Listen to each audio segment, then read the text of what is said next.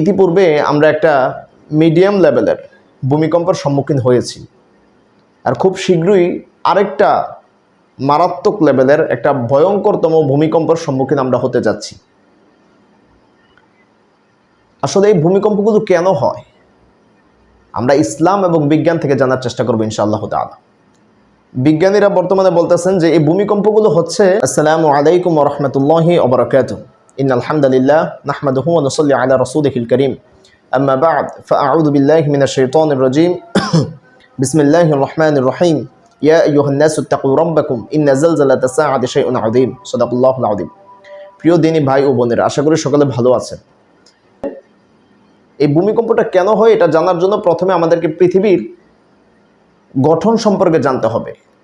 এই পৃথিবীর কেন্দ্রে অবস্থিত হলো ইনার কোর। সেটা হলো একটা সলিড আয়রন অ্যান্ড নিকল লেয়ার।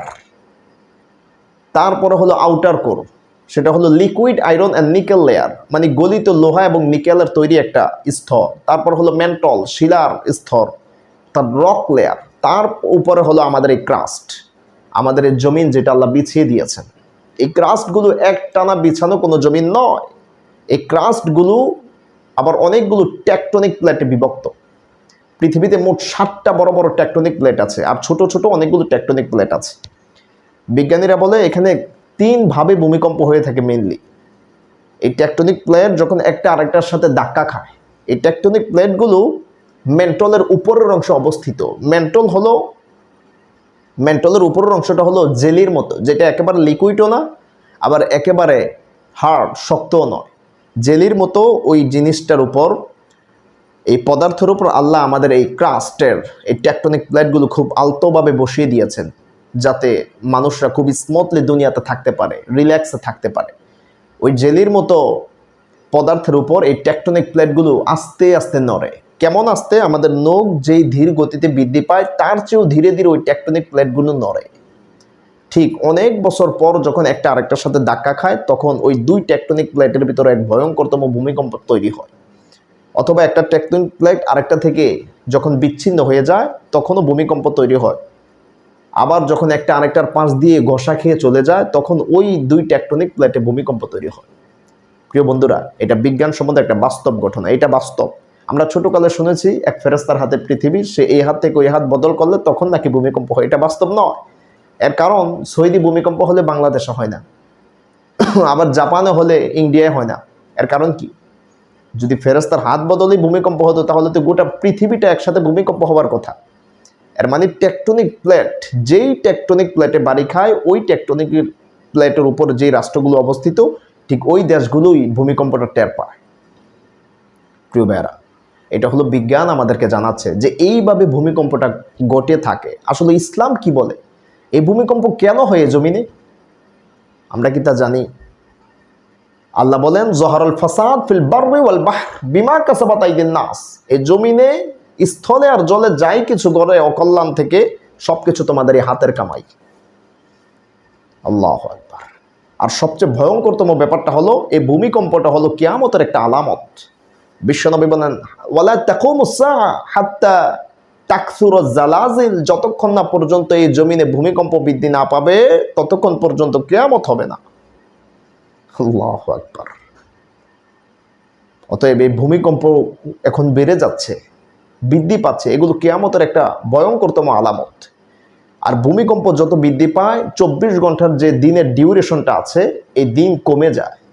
আমরা আরেকটা ভিডিও বানাবো, সেখানে আমরা ইনশাল্লাহ বিস্তর আলোচনা করব কেন ভূমিকম্প হলে দিন কমে যায়। আর বিশ্বনবী তো বলেছেন কিয়ামতের আগে দিন ছোট হয়ে যাবে, ভূমিকম্প বৃদ্ধি পাবে। এটার কানেকশনটা কি? সায়েন্টিফিক ভাবে এর যৌক্তিকতা কি, এর সত্যতা কি? ইসলাম এবং সায়েন্স দিয়ে আমরা আরেকটা ভিডিওতে ওই বিষয়টা জানার চেষ্টা করবো ইনশাল্লাহ। একবার বিশ্বনবীর জামানাতে, মুসান্নাফ ইবনে আবি শাইবার একটা হাদিস পেলাম, বিশ্বনবীর জামানাতে মদিনা একবার ভূমিকম্প হলো। জুলজিলাতিল মাদিনা ফি আহদিন নবী সাল্লাল্লাহু আলাইহি ওয়াসাল্লাম। বিশ্বনবী থাকা অবস্থায় ভূমিকম্প হলো। বিশ্বনবী বললেন, ইন্না রাব্বাকুম ইয়াস্তাআতিবুকুম ফাআতিবু। ও সাহাবারা, ও বান্দারা শোনো, ও আল্লাহর গোলামরা, আল্লাহ সুবহানাহু ওয়া তাআলা তোমাদেরকে গুনাহ, ব্যভিচার, সুদ, জিনা এগুলো থেকে ফিরে আসার আহ্বান করছে, কল্যাণের দিকে আসার আহ্বান করছে এই জাকি দিয়ে। তোমরা ফিরে আসো, ফাআতিবু, তোমরা তার দিকে ফিরে আসো, অকল্যাণ থেকে কল্যাণের দিকে দাবিত হও। অতএব প্রিয় ভাই ও বোনেরা, এই ভূমিকম্পগুলো, this is a divine message, a warning from Lord for humanity. এগুলো আমাদের জন্য এক একটা সতর্কবার্তা। এগুলো খামখেয়ালি কোনো বিষয় নয়। বিজ্ঞানের তথ্যের উপর ভিত্তি করে বসে থাকলে হবে না। কোনো প্রযুক্তি দিয়ে এই ভূমিকম্প দুনিয়ার কোনো শক্তি থামিয়ে দিতে পারবে না। এগুলো আমাদের সব হাতের কামাই। আমাদের উচিত আল্লাহর দিকে ফিরে আসা, গুনাহ, ব্যভিচার, জিনা এগুলো থেকে ফিরে আসা। যখন জমিনে জিনা বেড়ে যাবে, সুদ বেড়ে যাবে, মদ পান বেড়ে যাবে, তখন এই জমিনে ভূমিধস হবে, ভূমিকম্প হবে। এগুলো সহিহ হাদিসের বর্ণনা। অতএব প্রিয় ভাই ও বোনেরা, আমাদের উচিত আল্লাহর দিকে অভিমুখী হওয়া। এই জন্য ভূতত্ত্ববিদরা আমাদেরকে জানিয়েছেন যে রিসেন্টলি বাংলাদেশ যেই ইন্ডিয়ান টেকটনিক প্লেটে অবস্থিত, এই ইন্ডিয়ান টেকটনিকের পাশে হলো আমাদের ইউরেশিয়ার টেকটনিক প্লেট, এরপরে বার্মা মাইক্রো টেকটনিক প্লেট। এগুলো অনেক দিন যাবৎ ভূমিকম্প হয় না। খুব রিসেন্টলি এগুলোর ভিতরে একটা ভূমিকম্প হওয়ার আশঙ্কা আছে, কারণ অনেক দিন যাবৎ যেহেতু হয় না, এখানে প্রচুর শক্তি জমা হয়েছে। আর যখন একটা ভূমিকম্প হবে এই টেকটনিক প্লেটে, একটা বিশাল ধরনের ভূমিকম্প হবে। ফলে আমাদের এই ঢাকা, এটা একবারে মাটির সাথে ধুলের সাথে হয়ে যাওয়ার সম্ভাবনা আছে। অতএব প্রিয় ভাইয়েরা, সামনে আমাদের দিনগুলো খুব ভালো নেই। খুব ভালো দিন আমাদের জন্য অপেক্ষমান নয়। আমাদের ভালো হতে হবে, তাহলে আমাদের দিনগুলোকে আল্লাহ ভালো করে দিবে ইনশাআল্লাহ। অতএব আসেন আমরা যার যার স্থান থেকে আমরা সতর্ক হয়ে যাই, আল্লাহ অভিমুখী হয়ে যাই। আল্লাহ সুবহানাহু ওয়া তাআলা আমাদের এই সকল বিপদ আপদ থেকে হেফাজত করুন।